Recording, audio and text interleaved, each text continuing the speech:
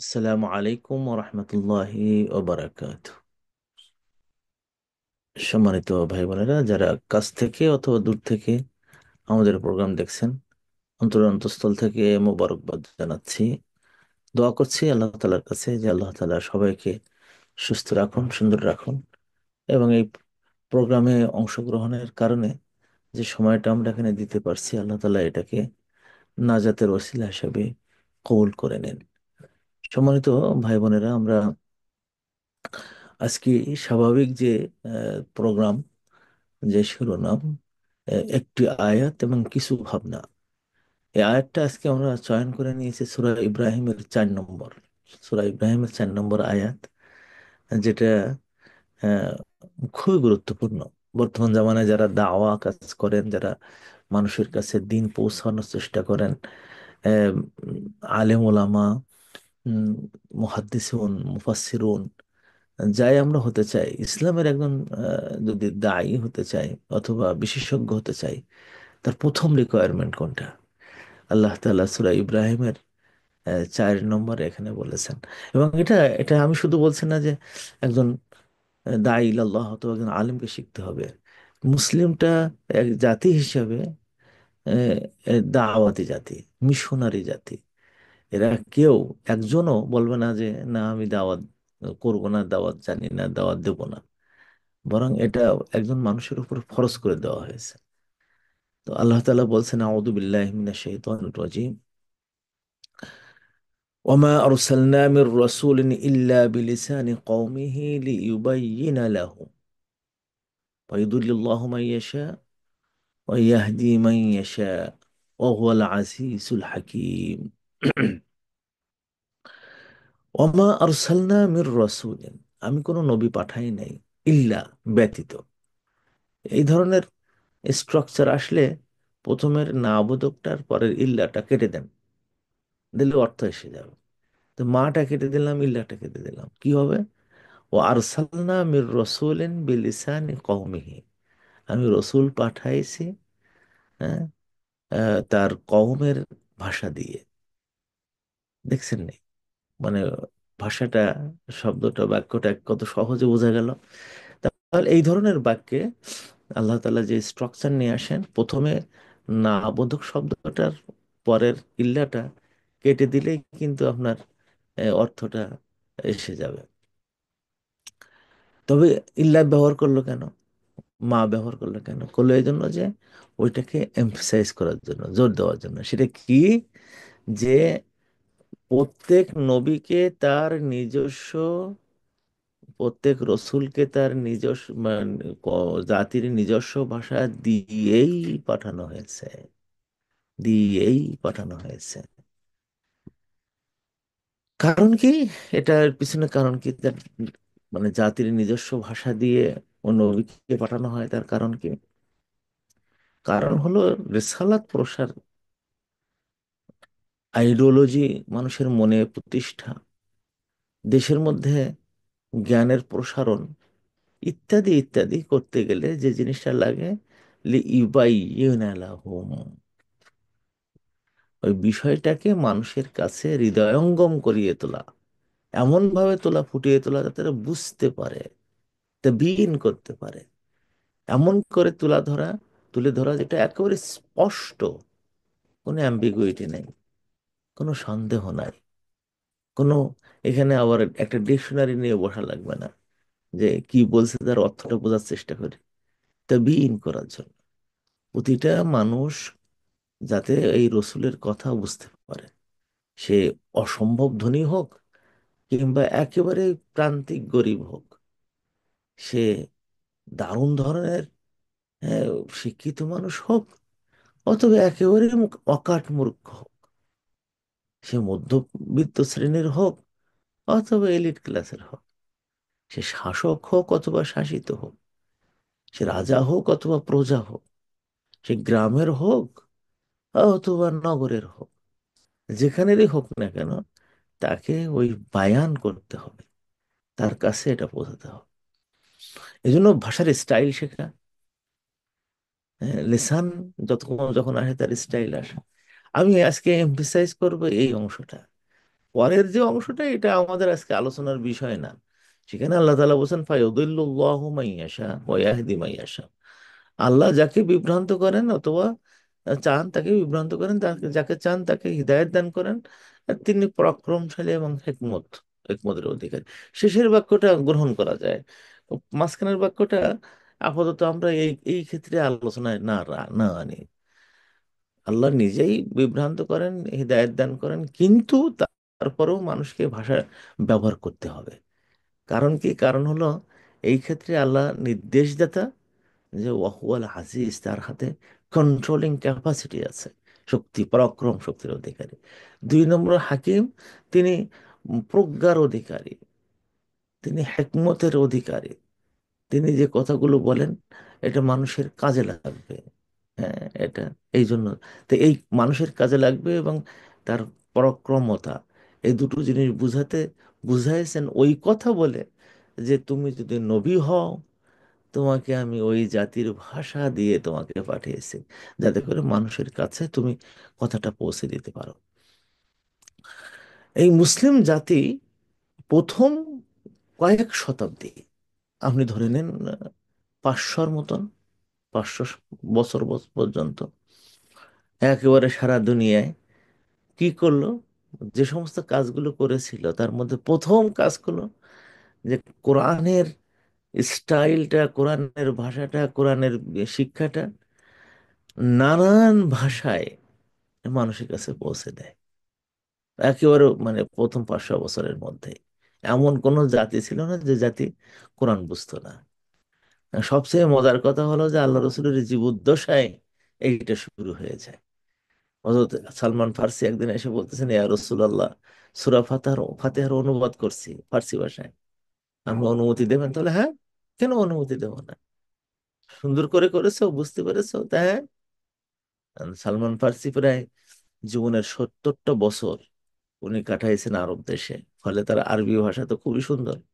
পারস্যের লোক হলে আর, যেহেতু 10-12 বছর ছিলেন তার বাবার কাছে, রাজার ছেলে ছিলেন তো তিনি, কাজেই তার ভাষা, ফার্সি ভাষা অনেক উন্নত।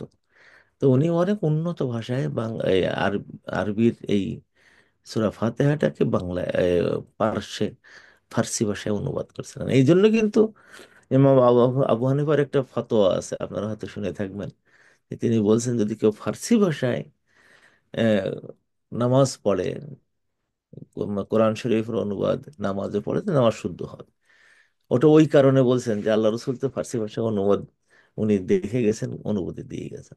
পরে উনি মরণের আগে বলে গেছেন, না, আমার এই চিন্তাটা ঠিক না, তাহলে তো বাংলা ভাষায় বাঙালিরা অনুবাদ শুরু করে দেবে নামাজের মধ্যে।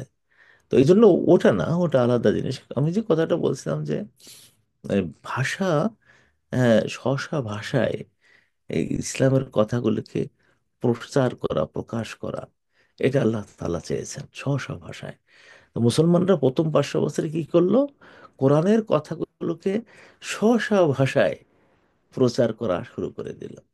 যখন তারা ইরাকে যায়, যখন তারা লাহোরে যায়, যখন তারা ইরানে যায়, যখন তারা মিশরে যায়, যখন তারা আরো মিশরের পশ্চিমে আরো গহীন ঘন জঙ্গলের, আফ্রিকার জঙ্গলে যায়, আমরা মৌরিতানিয়ায় যায়, এদিকে তিউনিসিয়ায় যায়, তারপরে মরক্কোয় যায়, এই সব জায়গার ভাষাগুলোকে তারা আয়ত্ত করে। অদ্ভুত ব্যাপার। এবং এমন সুন্দর করে এই ভাষী পাওয়া গেল যে প্রত্যেক জায়গায় তখন এটা করা হতো যে তারা ভাষাটাকে সুন্দর করে আহ, তৈরি করা। এটা কিন্তু দারুণ জিনিস। এইটা আর কোনো জাতি করতে পারেনি। ফলে তাদের ওই যে মূল কিতাবটা হারিয়ে গেছে, মানুষের কাছে পৌঁছে যেতে পারেনি। 2 নম্বর কাজ যেটা করেছে, এইটা হলো আরো দারুণ কাজ, যেটা আমরা এখন পারতেছি না আর। আমরা ইয়ে হয়ে গেছে। সেটা হলো যে কোরআনটাকে সুন্দর করে মানুষকে বোঝানোর জন্য, অথেন্টিক সোর্সের জন্য, মানুষ যেন যার সাই যার মতন বুঝকে মানুষের উপর এস্টাবলিশ করে খ্রিস্টানিটির বিপদের থেকে মানুষকে বাঁচাতে পারবেন। খ্রিস্টানিটির বিপদ কি? তাদের যে কতগুলো বই তার কোনো ঠিক ঠিকানা নেই। এই বই একরকম, ওই বই একরকম, 4টা মানে লোক, মথিও, এটা সেটা, বেদও চারটা। হ্যাঁ, মানে ধর্মগ্রন্থ কোনটা ধরবো, সুযোগ নেই এগুলো করার। কারণ তারা ওই অনুবাদগুলোকে এমন প্রাধান্য দিয়ে ফেলছিল, এমন প্রাধান্য দিয়ে ফেলছিল, যে মূল গ্রন্থটা আর তারা ধরে রাখার চেষ্টা করেনি। এখন এ আল্লাহ তালা কত একটা সুন্দর বুদ্ধি করে আমাদেরকে বাঁচাই দিয়েছেন, যে এখন খ্রিস্টানকে যখন জিজ্ঞেস করে তোমার মূল কিতাব কোনটি, তাহলে ইঞ্জিল। ইঞ্জিল কই? তাই তো, তাহলে এটা এরকম, ওইটা এরকম, ওইটা এরকম, কারণটা কি? তো তা তো জানি না। তার মানে হলো তোমার মূল কিতাবটা নাই। এই জন্যই শুধু আল্লাহ তাআলা আরবি ভাষাটাকে একেবারে উইদিন 40 ইয়ার্স অনলি, 40 বছরের মধ্যে সারা মুসলিম বিশ্বের, তখনকার মুসলিম বিশ্ব কোন পর্যন্ত জানেন নাকি? লাহোর থেকে সেনেগাল পর্যন্ত, এর ভিতরে মুসলমানরা সবটাই দখল করে ফেললো। চিন্তা করে দেন, প্রথম 40 বছরে, বিশেষ করে হযরত আমির মুয়াবিয়া রাদিয়াল্লাহু তাআলা আনহু পর্যন্ত একেবারে দেখা গেল সুবহানাল্লাহিল আযীম, সব এদের সব দখল হয়ে গেল প্রায়। যা হোক, হযরত ওমর রাদিয়াল্লাহু তাআলা আনহু কাবুল পর্যন্ত আসছিলেন। আর তারপরে উমাইয়াদের শাসনামলে আহ, আরো কাবুল থেকে আরো দক্ষিণে যে লাহোর পর্যন্ত পৌঁছতে যায়। এইভাবে যখন তারা আসে, আরবি ভাষাকে অত্যন্ত হৃদয়গ্রাহী ভাবে ছোট থেকে বড়, বুড়া থেকে যুবক সবার মধ্যে, নারী থেকে পুরুষ সবার মধ্যে অল্প সময়ে আরবি ভাষা শিখাই দিত। তাতে হয়ে গেল কি, আরবি রাষ্ট্রভাষা হয়ে গেল। এই দুটো কাজ মুসলমানরা করেছে যুগপৎ ভাবে। এই রকম ভাবে আর অন্য কোনো জাতি করতে পারেনি। যারা ইংলিশ ভাষাকে সারা দুনিয়া চাপাই দিয়েছে, তারা অন্য অন্য ভাষাকে মেরে ফেলেছে। মুসলমানরাই একমাত্র জাতি যে তারা আরবি ভাষাকে রাষ্ট্রীয় ভাষা করেছে, প্লাস তাদের স্বজাতি যেখানে যে জাতি, তাদের ভাষাকে রাষ্ট্রভাষা করেছে। আপনারা জানেন যে বাংলা ভাষার উন্নয়ন হয়েছে আলাউদ্দিন শাহ, আলাউদ্দিন শাহের হাতে। চিন্তা করেন, সে এমনি কিন্তু সে বাইরের, কাবুলের মানুষ, আফগানিস্তানের মানুষ। তার ভাষা পশতু ভাষা। সে আরবি ভাষাটাকে ইসলামিক ভাষা করেছে, মাজমাউল বাহরাইন এটা করেছে। আর তার সাথে বাংলা ভাষাকে প্রশ্রয় দিয়েছে। এই একই সব জায়গায়। ফলে দুটো কাজ মুসলমানরা একসাথে করেছে। সেটা হলো যে আরবি ভাষার প্রচলন করা, আর 2 নম্বর হলো স্ব দেশের ভাষাকে উন্নয়ন করা। কারণ বায়ান করতে হবে তো। বায়ান মানে কি? বায়ানের পর এটা আমরা আস্তে আস্তে আসতেছি পরে। তো এই কথাটা জানার পরে এখন আপনার জায়গাটা কোন জায়গায় দেখে নিন, যে মুসলমান হিসেবে এই যে কোরআনের যে কথাটা আল্লাহ তাআলা বলছেন, আপনি মোহাম্মদ সাল্লাহ সাল্লামের রিপ্রেজেন্টেটিভ, খুব গর্বস্বরে বলেন আমি আমাদের নবীকে ভালোবাসি, আমি আমার নবী আলা কাজটা করতে চাই। ভাই একটু আরবিতে কথা কন তো। ও তো আমি জানি না। ভাই একটু শুদ্ধ করে বাংলা কথা কন তো। তো আমার অত শুদ্ধ ভাষায় বাংলা হয় না। তাহলে আপনি নবীর প্রতিনিধি হওয়ার এই দুঃসাহস দেখান কেন? হুম? স্টেজে উঠে যে খিস্তি খেয়োড় গান, শুদ্ধ বাংলায় আপনি কথা বলতে পারেন না, আরবি ভাষায় কথা বলতে পারেন না, তো নবী আলার কাজ আপনি হাতে নেন কেন? এই কাজ আপনার না। আল্লাহ তাআলা এটা আমাদেরকে স্পষ্ট করেছেন যে প্রত্যেক মুমিনের কাজ হলো, যারা রসুলের রিপ্রেজেন্টেটিভ হবে, আর যারা ওয়ারিসুল আম্বিয়া হবে, তার কাজ হলো এই, যে তোমার স্বদেশের ভাষাটা সুন্দর করে শিখে না। আমার উস্তাজ আবুল হাসান আলী নাদভী, উনি যখন বাংলাদেশে গেছিলেন 1982 সালে, তো উনি বাংলাদেশে যে প্রত্যেক মাদ্রাসায়, কওমি মাদ্রাসাগুলোতে উনি গিয়েছিলেন। মানে কারণ নিয়ে গেছিল তারা কওমি ধারার, মানে ধারার আলেমরা, আলিয়া মাদ্রাসার লোকেরা তারা চিনতও না। তো উনি ময়মনসিংহে গেছেন, ময়মনসিংহে ওখানে একটা খুব বড় মাদ্রাসা আছে, কি যেন আমি এর নাম ভুলে গেছি, খুব বড় মাদ্রাসা, সেখানে গেছেন। সিলেটের অনেকগুলো মাদ্রাসায় করেছেন, চিটাগাঙের হাটাজারি, মেখল, পটিয়ায় গেছেন।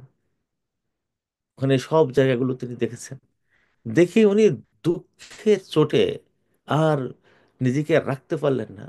হ্যাঁ, একেবারে বাইতুল মোকাররমে এসে যে বক্তব্য রাখছিলেন, সেখানে আমি ছিলাম। সেখানে উনি রেগে গেছেন যে আমি কি দেখলাম বাংলাদেশে, কি দেখলাম, যে তোমরা বাংলা ভাষায় কথা বলতে পারো না, বাংলা ভাষায় হাদিসের দাস দাও না, দাও উর্দু ভাষায়। এবং কারোর উর্দুকে আমি সঠিক উর্দু পেলাম না। তাহলে তোমরা উর্দু ভাষা ভালো জানো না, ক্লাসের মধ্যে পড়াচ্ছ, তারা উর্দু তেমন ভালো বোঝে না, ওরা বাঙালি, ওরা বাংলা ভাষায় হাদিস চর্চা করতে জানছে না। তোমরা বাংলাকে আর তোমাদের হাতে রাখতে পারবে না। ও হিন্দুরা নিয়েই ফেলছে আর নিয়ে ফেলবে সামনে। চিন্তা করে দেখেন, এই মুসলমানদের পতন শুরু হয়ে গেল। মানে যেখান থেকে ইংলিশরা এসে এই বাংলা ভাষাটাকে বঙ্কিমদের হাতে, ঈশ্বরচন্দ্রের হাতে দিয়ে বাংলাটাকে এমন করে দিয়েছে। আমরা মা- আলেম সমাজই বলতো যে বাংলা ভাষা শেখা যাবে না, কারণ হিন্দুদের বাংলা, হিন্দুদের ভাষা। না, উনি বলেছিলেন, উনি সর্বপ্রথম। ওনার আগে আর কোনো গবেষক এটা বলেনি। পৃথিবীতে দুটো ভাষা আবিষ্কার হয়েছে মুসলমানদের হাতে। দুটো ভাষার আবিষ্কার। অন্যান্য ভাষা তো মানুষের ভাষা, মানুষ থেকে আসছে, কিন্তু মুসলমানরা দুটো ভাষা আবিষ্কার করেছে। এখন সবাই এটা স্বীকার করে, উনার ওনার বলার পরে। একটা হলো উর্দু ভাষা, একটা হলো বাংলা ভাষা। অথচ এটা আমরা জানি না। তো এখন আল্লাহ তাআলা আমাদের এখানে শিখাচ্ছেন যে যখন তুমি রেসালাতের কাজ করবা, প্রথম যে কাজ করবা সেটা তোমার স্বজাতির ভাষাটা শিখবে। আজ আমি অত্যন্ত ভারাক্রান্ত মন নিয়ে, এটা আমার বলতেই হচ্ছে, যে সমস্ত আলিমরা, অথবা তাবলিগের লোকেরা, অথবা আন্দোলনের লোকেরা, অথবা আহ, সালাফিরা, অথবা এই ধারা, যারা এই ইউরোপে, আমেরিকায়, অস্ট্রেলিয়ায় গেছে, তাদের ইংলিশ শুনলে, ইনক্লুডিং মি, আমিও সহ, তাদের ইংলিশ শুনলে মানে সবাই হেসে মরে, সবাই হেসে মরে, বাচ্চারাও হেসে মরে। এই দেশে আসলাম, আমারও বলে, হুজুর আমার দোয়া করবেন, আমার ছেলেটার জন্য দোয়া করবেন, উল্টো পাল্টা হয়ে গেছে। ভাই আপনি ইংলিশ ভাষা জানেন না? কেন? ও, আবার সময় পায়নি। তো এই দেশে আসছেন কেন? আপনার রুজি দরকার। আপনার ছেলেকে দিনের পথে রাখতে গেলে তাকে বোঝানো দরকার। ওর যে স্কুলে যায়, 8টা ঘন্টা থাকে, আপনার সাথে 1 ঘন্টাও সময় থাকে না। 8 ঘন্টা থাকে খ্রিস্টানদের হাতে। এবং ওর ব্রেন ওয়াশ করে দেয় স্কুল থেকে। ওর যে ব্রেন ওয়াশ যেগুলো করে সেগুলোকে মুছে দেবেন না আপনি? আবার বলেন আপনি, আমি কত ইংল্যান্ডে আসছি, আমার ছেলে হাফেজ বানাচ্ছে, ঘোড়ার ডিম করছেন আপনি। আপনি এখনো পর্যন্ত ইংলিশ ভাষাটা শিখলেন না। এজন্য আপনি যদি বাবা এবং মা, সেই সাথে আপনি রিসালাতের কাজ করেন, যে আমি নবীওয়ালা কাজটাও করবো আমার সন্তানকে, গর্ব করে শুধু, আমার ছেলে অমুক মাদ্রাসা, যে মাদ্রাসায় ঘোড়ার ডিম শেখে ভাই, যদি পিতা মাতার যদি ঠিক মতো না হয়, দিন না শেখাতে পারে। আমাদের দিন, হ্যাঁ এটা ঠিক, মাদ্রাসার থেকে সবটাই শিখেছে। সেটা কি? দিনের গভীর জ্ঞান। কিন্তু দিনে থাকার প্রেরণা, ইমোশন, শক্তি, সাহস বাবা মার কাছ থেকে আসে। এটা আর কারোর থেকে সম্ভব না। বাবা মা উল্টো পাল্টা, তাদের ছেলে পেলে মানে ভালো হলেও বাবা মা বিদ্রোহী হয়ে ওঠে। যদি তারা সন্ধান পেয়েছে যে আমার বাবা মা ভালো না আর আমি ভালো, এই তখন যে তারা বিদ্রোহী মানসিকতার হয়ে ওঠে। ওদের দিয়ে সমাজ সংস্কার খুব বেশি হয় না।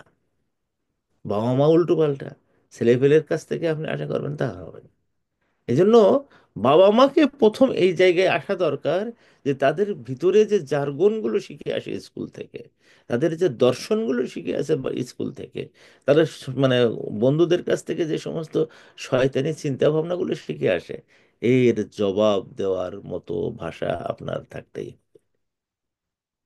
তা নাহলে আপনি রসুলের দায়িত্ব পালনকারী বাবা হলেন না, রসুলের দায়িত্বকারী মা হলেন না। আমি তো মানে আমি নিজে করি, আমার ওয়াইফকেও বলি, আমার বাচ্চাদেরকে সেইভাবে, এটা অটোমেটিক। আর আমার বোন একটা আছে, তাকে বলি যে, ও যখন আসছে, ভাই আমি কি করবো, আরবি ভাষাটা শিখবো? আমি বলি যে আরবি ভাষা শেখ, তার আগে ফিনিশ ভাষা শেখ, ফিনল্যান্ডের ভাষা। কারণটা কি? কারণ তোমার বাচ্চাকে ঠিক মতো রাখতে হবে ওই ভাষাতেই। এই একটা জায়গায় আমরা বড় দুর্বল হয়ে গেছে, বড় দুর্বল। আরো দুঃখের কথা কি জানেন? আমাদের সন্তানদেরকে একটু খাওয়ানোর জন্য, একটু বসায় রাখার জন্য ইন্ডিয়ান সিরিয়াল দিয়ে দেই হিন্দি ভাষায়, কার্টুন সিনেমা, এটা সেটা দিয়ে দেই। যে আমি দেখলাম যে আমার ভাগ্নে, আমি এখান থেকে 10 বছর আগে, ছোট্ট ছোট্ট বাচ্চা, তারা এখন তারা ইউনিভার্সিটি পড়ে, দেখি যে আমার সাথে হিন্দিতে কথা বলতেছে। আমি তো আবার হিন্দি অত ভালো জানি না। তা আমি বললাম যে, এই তোর এই ছেলে হিন্দি শিখলো করতে গেলে, তাহলে ওই হিন্দি কার্টুন দেখে। চিন্তা করেন কিভাবে আমাদের জাতিকে নষ্ট করে ফেলতেছে। মানে পাগুলোকে কিভাবে কেটে দিয়ে তাদের লোলো বানিয়ে দিচ্ছে। সেটা হলো যে তার স্বজাতির ভাষাটা। এখন আবার গর্ব উঠছে বাংলাদেশে, কি সেটা, যে আমার ছেলে ইংলিশ স্কুলে পড়ে। আরে বাবা, ইংলিশের চোটে আর বাঁচি না, বাপ মা ইংলিশে তার সাথে কথা কয়, বাংলা জানে না, কইতে জানে না। কইতে বাংলা সে যে কিভাবে কথা বলে, হেসে মরে যেতে হয়। বাংলা তারা শেখাবে না বাংলাদেশে। এখন আবার আরেকটা ফ্যান্টাসি উঠেছে, বলে যে আমার ছেলে এমন মাদ্রাসায় পড়ে যেখানে ইংলিশ আর আরবি, বাংলা নাই। এই ঘোড়ার ডিম করতেছেন আপনার ছেলেকে, একেবারে মানে হত্যা করে ফেলতেছেন। তার আগে তার মাতৃভাষাটা শেখায় না। এখান থেকে 2 বছর আগে একটা আর্টিকেল বের হয়েছিল, ইউকেতে আর্টিকেলটা বের হয়েছিল, যে বাংলা ভাষায় বাংলাদেশে ইংলিশ স্কুলের প্রভাব কি। তো সেখানে তারা দেখাতে চেয়েছিল যে মানে যারা বড় লোকের ঘর থেকে আসে তারা মনে করবেন না ব্রেনে খুব ভালো থাকে, অনেক জায়গায় থেকে তারা পড়াশোনা করতে চায় না, ও ইংলিশ শেখে শুধু। ফলে যে তারা কি হয়েছে, জবের জন্য ফিট হয় না, ভালো ইউনিভার্সিটির জন্য ফিট হয় না। তারপরে যে তারা আহ, ভালো ভালো ক্লাস যেখানে বাংলায় ব্যবহার করা হয় সেগুলোতে তারা ফিট হয় না। পরে ফলে এরা অনেক দিক দিয়ে তারা ডিপ্রেসড হয়ে যাচ্ছে, অনেক দিক দিয়ে। এটা আল্লাহ তাআলার পক্ষ থেকে একটা নিয়ামত, যে লিসানে কওমি করা দরকার। আচ্ছা, তো এতক্ষণ পর্যন্ত আমি যে কথাগুলো বুঝালাম সেটা হলো যে যদি আপনার সন্তানকে ভালো রাখতে চান, যদি আপনি দিনকে বাঁচাতে চান, যদি আপনি দিনকে প্রচার করতে চান, যদি আপনার মুসলমানিত্ব সুন্দর করতে চান, মাতৃভাষা এটা আপনি সুন্দর করে চর্চা করবেন, শিখে রাখবেন। যার ভাষা যত সুন্দর সারা দুনিয়ায় সে তত কাঁপায়। যার ভাষা যত সুন্দর সে দুনিয়াটাকে সে তত কাঁপায়। আমার এক উস্তাদ গতবার গেলে বলছে, আব্দুল সালাম, তোমাকে দেখে একটা জিনিস শুধু মনে হয় যে একটু মাফ চাই নেই। তো কেন মাফ আমার কাছে আপনি মাফ চাবেন কেন? তো একবার আমি নজরুল ইসলামের একটা গল্প সংগ্রহ ছিল, সেটা পড়তে পড়তে বুকের উপর রেখে ঘুমাই পড়ছে। তো উনি আসছেন আমাদের বাসায়। আমার মাকে তিনি মানে আপা বলে ডাকতেন, কেন ওনারা সম্পর্কে ওই মানে ওই রকম। তো ওদের আপা আব্দুল সালামকে তো বলে ঘুমাচ্ছে, তো দেখি কোথায়, তো গেছে, যে দেখি ওর বুকের উপরে নজরুল ইসলাম। উনি একটা কাগজে লিখে আসছেন যে এই আজকের থেকে আমার বাসায় পড়তে আসবে না, দরজা বন্ধ। তো পরে আমি আবার গেছি, পাটা ধরেছি, আর জীবনে নজরুল পড়বো না। কিন্তু মানাতে পারে ওই গোপন গোপন পড়তাম। এইবার গেলে তারপর বলতেছে আসলে ওই কাজটা আমার ভুল হয়ে গেছে, ওটা ঠিক হয়নি। তুমি যে ভাষায় এখন একটু ভালো কথাবার্তা বললি শোনে, এর কারণ হলো এটা। আর আমি যে তোমার চেয়ে খারাপ পর্যায়ে গেছি, তার কারণ হলো আমি উর্দুতে আরবিতে একটু ভালো ছিলাম, ভালো করতাম, আর বাংলা ভাষা শিখতে বলতাম না। এইটা আমাদের একটু ভুল হয়ে গেছে। তো এই জন্য এটা আমি বলি, এটা আমি বলছি না যে আমি একেবারে সঠিক পন্থায় ছিলাম মানে ভুল পন্থায়, কিন্তু আমরা অনেক সময় এই ভুলটা করি। ভাষা শিখতে হয় কিভাবে, পড়ে পড়ে ভালো ভালো সাহিত্যিকের লেখাগুলো পড়তে দিতে হয়, এরপর আস্তে আস্তে ভালো হয়। এই একটা জিনিস। 2 নম্বর জায়গা হলো এই যে আল্লাহ তাআলা বলছেন লিতুবাইয়িনা লাহুম, বায়ান করে দেবে। বলেননি যে লিতুফাসসির লাহুম, তফসির করে দেবে। আল্লাহ তাআলা তা বলেননি, বলছে বায়ান করে দেবে। বায়ানের মূল প্রণোদনা হলো মূল প্রণোদনা হলো আল্লাহ তাআলার কাছ থেকে। আর রহমান, রহমান তিনি দয়াময়, তিনি আল্লামাল কোরআন, যিনি কোরআন শিখাইছেন। খলাকাল ইনসান, মানুষকে সৃষ্টি করেছেন। আর হলো কি আল্লামাহুল বায়ান, তাকে বায়ান শিখাইছেন। তাহলে কোরআন শেখানোর কাছাকাছি, মানুষ সৃষ্টির কাছাকাছি বায়ানের বিষয়টা হলো একেবারে ওতপ্রোতভাবে জড়িত। মানুষকে হৃদয়গ্রাহী ভাবে কথা বলতে গেলে কি কি জিনিস লাগে। মদিনা ইউনিভার্সিটিতে 100 মার্কের ক্লাস নেয় শুধু, 1 বছর ধরে পড়ায়। 100 মার্কের 1 বছর ধরে আমাদের পড়াইছে আল খাতাওয়া, ফান্নুল খাতাওয়া, কিভাবে মানুষের কাছে সুন্দরভাবে তোমার কথাটা পৌঁছে দেওয়া। এই পৌঁছে দেওয়ার এই যে মানে খাতাওয়াটা কিভাবে হবে, এই যে বায়ানটা কাকে বলে বায়ান? আল্লাহ রসুল সাল্লাহ সাল্লাম এখানে বলেছেন, ইন্না মিনাল বায়ানি লা সিহরা। মনে রেখো, কিছু কিছু বর্ণনায় এমন আছে, কথা এমন আছে যে মানুষকে জাদু করে ফেলে, মানুষকে জাদু করে ফেলে। একবার ওমর ইবনে আব্দুল আজিজের কাছে একজন লোক এসে খুব সুন্দর ভাষায়, হৃদয়গ্রাহী ভাষায় তার কাছে কিছু বলছেন। পাশে একজন লোক ছিল, বলে বলে কি এরকম এরকম কথা বলে কেন? তো ওমর ওমর ইবনে আব্দুল আজিজ বলছে, তাকে বলতে দাও, এত সুন্দর করে কথা, তাকে বলতে দাও, তো বলো মুসলমানরা যে কত উন্নত জাতি, এটা শুনে শুনে নেয়। রিবিআই ইবনে আমের, উনি ছিলেন একজন সাহাবী। তো মুসলমানদের যখন সাংঘাতিক মানে জয় জয়কার, কোনোভাবে এদের পরাজিত করতে পারতেছে না, তো এর কারণটা কি, অন্তর্নিহিত এর কারণটা কি, এটা জানার জন্য রুস্তুম একটা চিন্তা করলো যে এদেরকে ডেকে, মানে এদের যারা সাহাবীরা আছে, যারা যোদ্ধা আছে, সাধারণ মানুষ, এদেরকে ডেকে নিয়ে আসো তো। তো একজনকে পাঠিয়েছে যে খুব এলিট ক্লাসের, যারা খুব ভালো উম, নেতৃত্ব দিচ্ছে, তাদের একজন ধরে নিয়ে আসবো, আর একজন খুব সাধারণ মানুষ ধরে নিয়ে আসবো, সাধারণ যোদ্ধা, কিচ্ছু জানে না এরকম নিয়ে আসবো। সাধারণ একজন যোদ্ধা তার কাছে শুনতেছে, তোমরা কি নিয়ে আসছো দুনিয়ায়, এত কি তোমাদের কাজ? তখন উনি বলতেছেন যে নাহনু উম্মাতুন ইবতাআথানা আল্লাহ লিইখরাজিল ইবাদ মিন ইবাদাতিল ইবাদ ইলা ইবাদাতিল্লাহ ওয়া মিন দীকিদ দুনিয়া ইলা সিআতিল আখিরাহ ওয়া মিন জুরিল আদিয়ান ইলা আদলিল ইসলাম।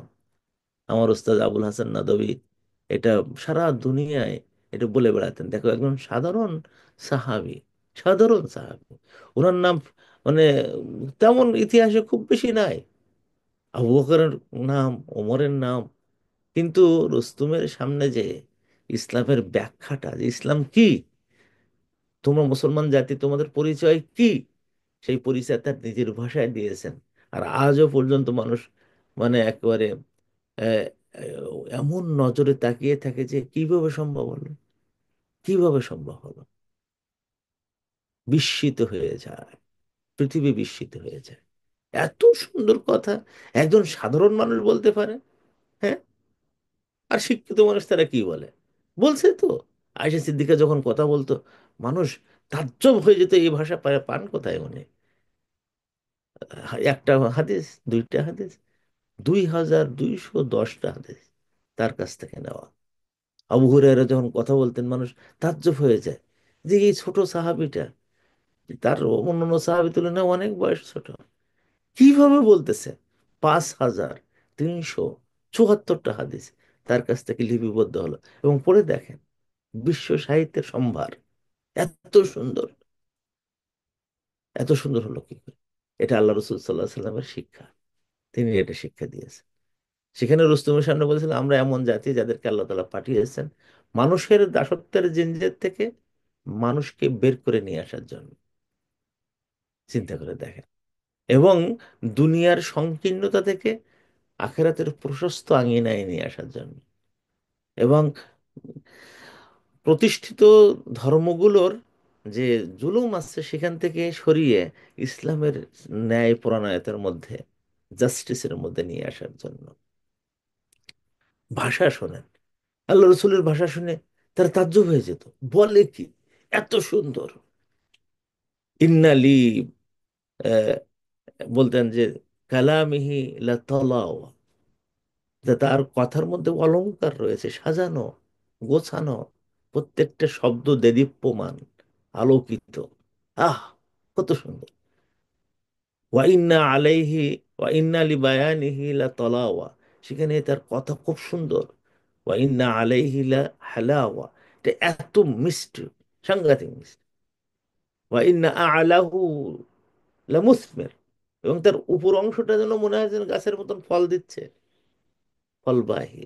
ওয়া ইন্নাহা তাহতাহু আসফালাহু লা মুগদিক, এবং নিচ দিয়ে যেন প্রস্রবণ বেরিয়ে আসতেছে, ঝর্ণা ধারা বেরিয়ে আসতেছে।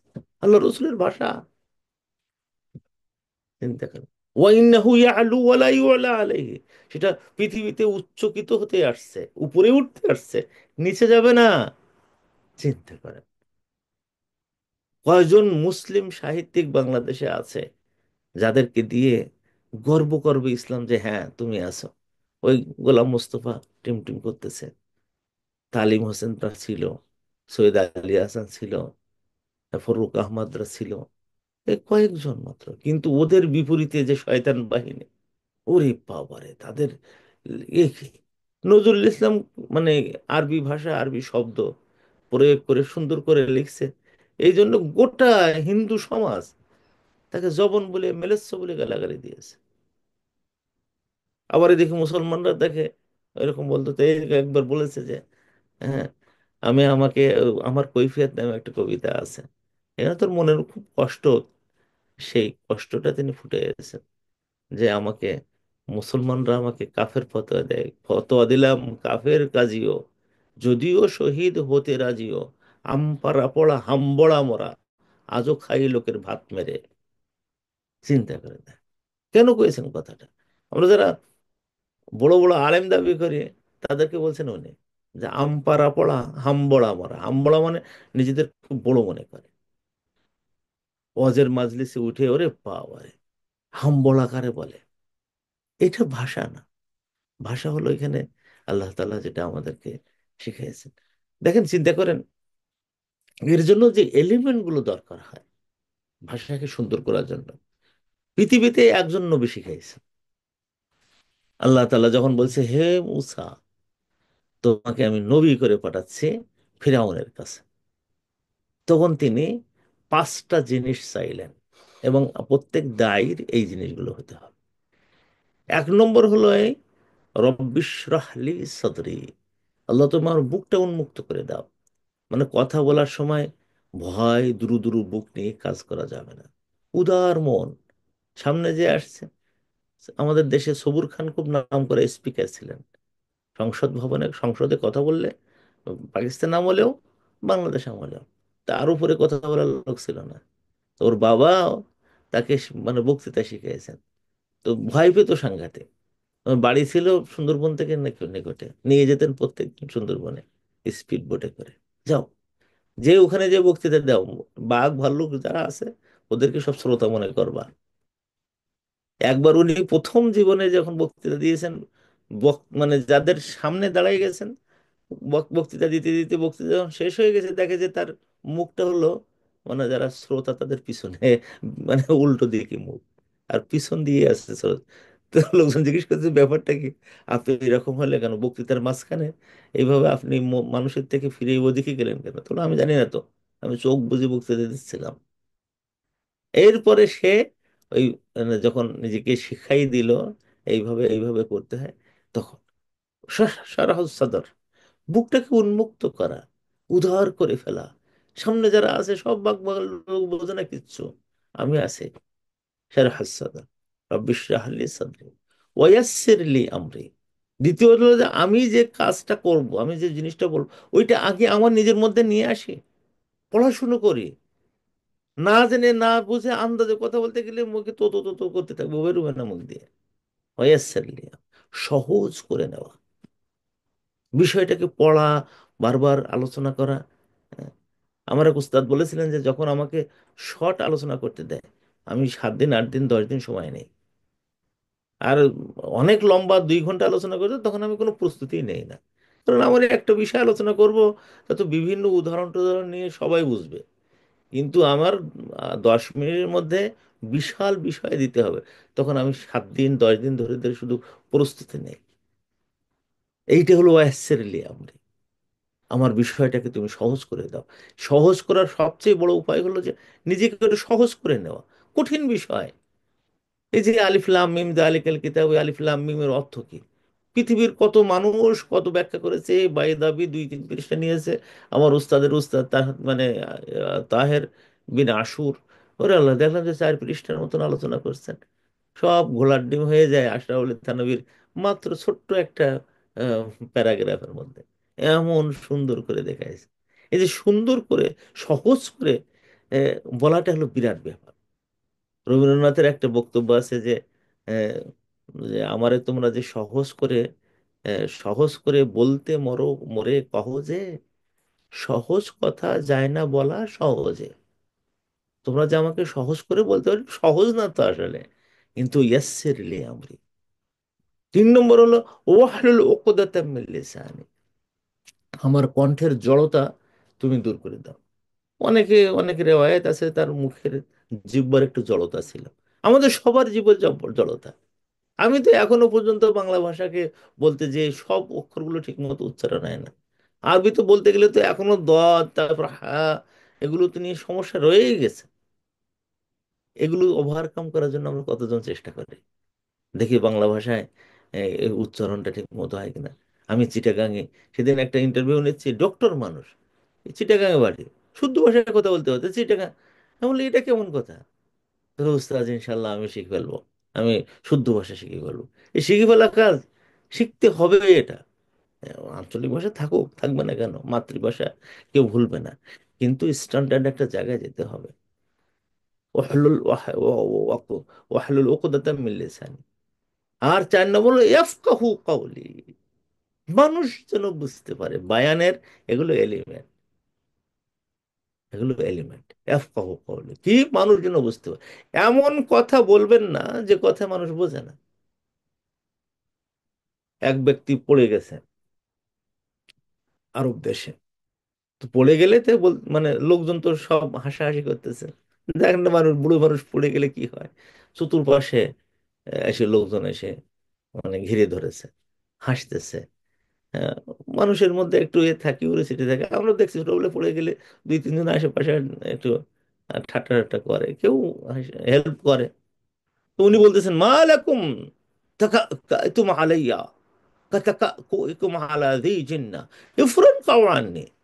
হা হা, এমন ভাষায় কথা বলেছেন যে আশেপাশে যত আরব লোকজন ছিল বলে এইখান থেকে চলে যাও, শিখে চলো।